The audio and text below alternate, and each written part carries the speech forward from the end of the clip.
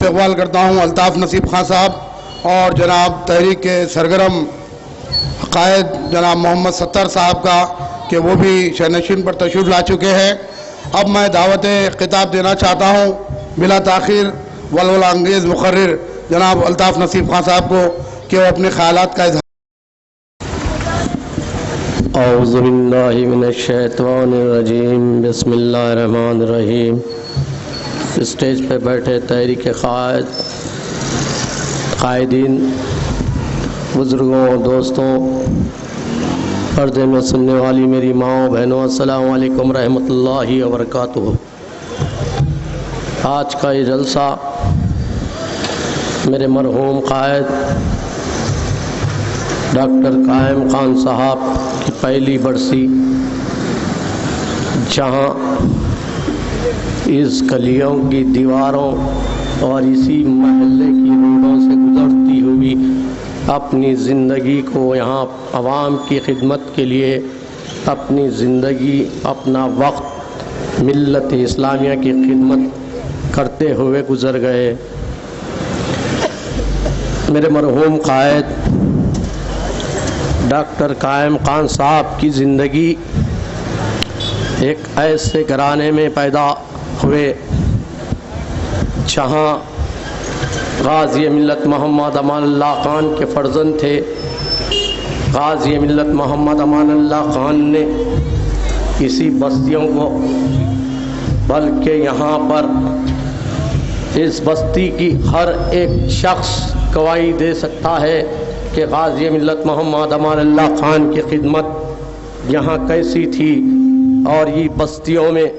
جہاں لائٹ سے لے کر عام زندگیوں کی خدمت میں بھی غازی ملت محمد امان اللہ خان کی محنت و خون پسینے سے یہ سجائے گئی ہے غازی ملت کالونی۔ ان کے ہی فرزند ڈاکٹر قائم خان نے بھی جب غازی ملت محمد امان اللہ خان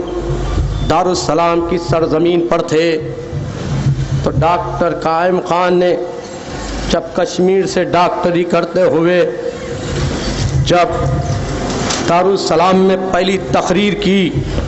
تو سارے حیدرآباد میں یہ یاد آ گیا کہ یہ شان قائد بہادری جنگ رحمہ ہے۔ اسی طرح جب پہلی مرتبہ ہم نے سنا بڑوں سے کہ جب ڈاکٹر قائم خان نے دارالسلام کی چھت کے نیچے ایسی ولولہ تقریر کی تو جب ان کی عمر نوجوان تھے اور ڈاکٹر قائم خان کی تقریر قائد ملت نواب بہادر جنگ کا دور یاد دلا دی، اور تمام حیدرآباد کے لوگ خوش ہو گئے کہ ہمارے درمیان میں ایسا قائد آ گیا جو قائد ملت کی سوچ رکھتے ہوئے، شکل رکھتے ہوئے آج ملت اسلامیہ ایک حیدرآباد کو ایک قائد مل گیا۔ حالات کچھ ایسے ہوئے جب ہم حق کی آواز اٹھائے تو حالات آپ کے سامنے ہیں، کس طرح تحریک بنی اور کس طرح تحریک کا وجود آیا، جہاں ملت اسلامیہ کا حقوق چھینے جا رہا تھا، جہاں پر ملت اسلامیہ کی آواز کو دبایا جا رہا تھا، اور جہاں جہاں بابری مسجد کا مسئلہ آیا وہاں آواز حق کی جب غازی ملت محمد امان اللہ خان جب آواز اٹھائے، اس طرح ماحول میں کچھ حق کی آواز کی طرف 1994 میں جہاں غازی ملت کے ساتھ ساری عوام تھی، اور آپ کو معلوم ہونا چاہیے جب 1994 میں امان اللہ خان نے مجلس بچاؤ تحریک سے 2 حلقوں میں کامیابی حاصل کی، جہاں یاقوت پورہ اور حلقے چندرائن گٹے میں کامیابی حاصل کی، اس کے بعد ایسی سازشیں رچی گئی۔ ان کے انتقال کے بعد پھر ڈاکٹر قائم خان کے خاندوں پر ذمہ داری آ گئی، تو اپنے لباس کو بدلتے ہوئے، وہ اپنی نفس کو مارتے ہوئے قائد ملت نواب بہادر جنگ کی سوچ لیتے ہوئے انہی گلیوں میں یہاں پر آپ کی خدمت میں تھے۔ اقتدار نہیں تھی، اقتدار نہ ہاتھ میں آئی، لیکن وہ انسان کی نفس، اور جہاں جہاں آپ کو معلوم ہونا چاہیے اگر ایک ایک شخص یہاں پر ڈاکٹر قائم خان سے ملتا تو یہی ملت اسلامیہ کی فکر کی بات کرتے اور مذہب کی بات کرتے اور اسلام کی بات سکھاتے، جہاں پیارے نبی کریم صلی اللہ علیہ وسلم کا سچے عاشق رسول تھے، جو جہاں پر ڈاکٹر قائم خان کبھی محفل میں بیٹھتے تو بس انسان کی نفس کو مارنے کی کوشش کرتے اور اللہ کی راہ اور قرآن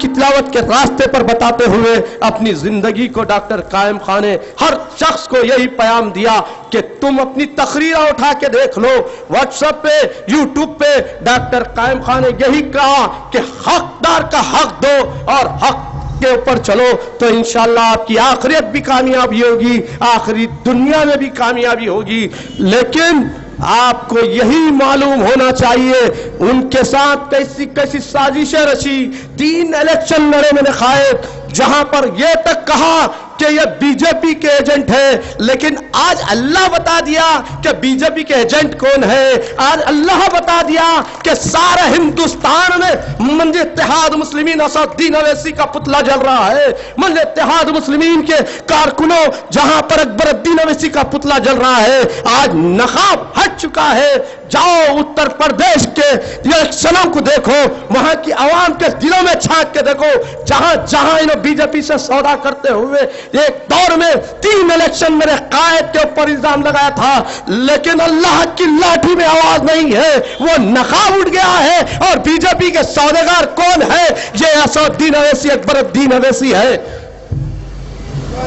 آج دنیا میں نہیں ہے میرے قائد، لیکن اللہ بتا دیا وہ سچا انسان تھا ملت اسلامیہ کے لیے۔ جس طرح قائد غازی ملت محمد امان اللہ خان سچے قدم پر تھے اور سچی راہ چل رہے تھے، اسی طرح ان کا فرزند ڈاکٹر قائم خان نے اسی سچائی راستے پر چلا۔ لیکن آپ اپنے اقتدار کی خاطر کئی الزامات لگائے، لیکن آج کیا ہوا؟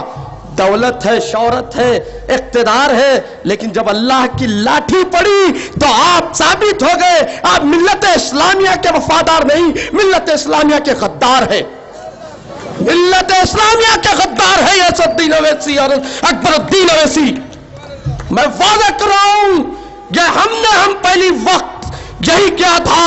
جب 1-4 ایگریمنٹ ہوا تو اسد الدین اویسی جہاں پر اس کے دستخط کیے، جہاں امریکہ میں قانون فاضل ہوا تو آپ کو معلوم ہونا چاہیے پہلی آواز اٹھانے والا وہ قانون کے خلاف وہ فرت اللہ خان تھے۔ ہم یہ قانون کو نہیں مانیں گے، لیکن وہ ایگریمنٹ کو دستخط کرتے ہوئے اسد الدین اویسی ملت اسلامیہ کا سودا کیا۔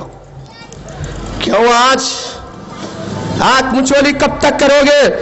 تم سیکولر جماعت کو ہندوستان میں تم خندل دیے، مسلمانوں کے خون کے الزامات، آج اتر پردیش میں جو بھی ہوگا اس کا قاتل اسد الدین اویسی، اکبر الدین اویسی ہوگا، یاد رکھ لو۔ کیا آج ہندوستان میں تم نے جہاں جہاں گئے، بمبئی میں گئے، جہاں جہاں گئے سیکولر پارٹی کا قتل کرتے رہے، لیکن ماں سیکولر پارٹی کا قتل نہیں، تم مسلمانوں کا لباس پہنتے ہیں، مسلمان کے قاتل ہے اکبر الدین اویسی، اسد الدین اویسی۔ بڑی افسوس کی بات ہے، بڑی افسوس کی بات ہے کہ اقتدار حاصل کرنے والے یاد رکھو کہ یہ تحریک کبھی مرے گی نہیں جب تک کہ اس کا مقصد کامیاب نہیں ہوگا۔ ہم ملت اسلامیہ کے لیے اپنی جانوں کو قربان کر دیں گے، لیکن ہم اپنے راستے پہ برابر چلتے رہیں گے۔ ملت اسلامیہ کا کب تک سودا کرو گے؟ جاگ جاؤ حیدرآباد کی، تلنگانہ کی عوام، اے مسلمانوں، کہ تم اب تو دیکھ لو کہ بمبئی کا الیکشن دیکھ لیے، اتر پردیش کا الیکشن دیکھ لیے، لیکن آج آنے والے 19 کی تیاری کر لو کہ تحریک کو طاقتور بنا دو۔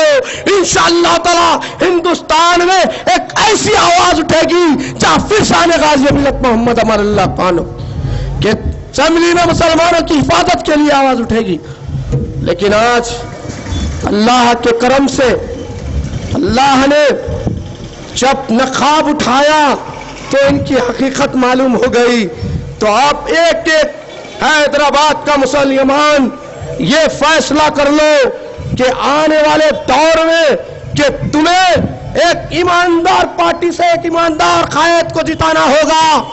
یہی چیخ چیخ کر میرے قائد ڈاکٹر قائم خان نے اسی گلیوں میں چیخ کر کہا کہ میرا دامن پاک ہے اور میرا دامن پاک ہے اور میں پاک رہوں گا، میں رہو نہ رہوں لیکن یہ مشن جاری رہے گا۔ یہ میرے قائد کی ایک تقریر ہے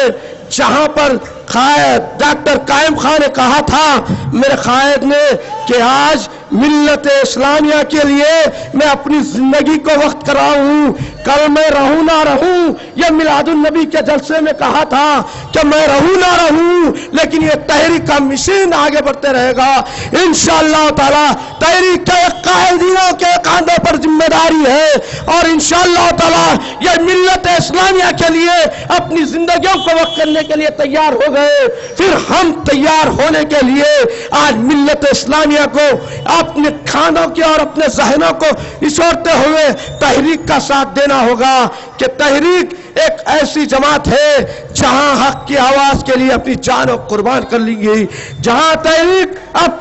جہاں ملت اسلامیہ کی بھلائی ہوگی وہاں تحریک آگے بڑھتے ہوئے تحریک کا جیسو آپ ساتھ دینا ہوگا۔ میں یہی پیام کرتے ہوئے اپنی تقریر کو ختم کرنا چاہتا ہوں کہ آج اپنے سوچو، بمبئی کا الیکشن دیکھو، اتر پردیش کا الیکشن دیکھ لو کہ یہ کوٹ کٹوا پارٹی ہو گئی۔ تو میں یہی کہنا چاہ رہا ہوں کہ آپ ملت اسلامیہ کی بھلائی کے لیے ملت اسلامیہ کے ایک ایک شخص سے یہی گزارش کرتا ہوں کہ مجلس بچاؤ تحریک کا ساتھ دیجیے۔ یار زندہ صحبت باقی، خدا حافظ۔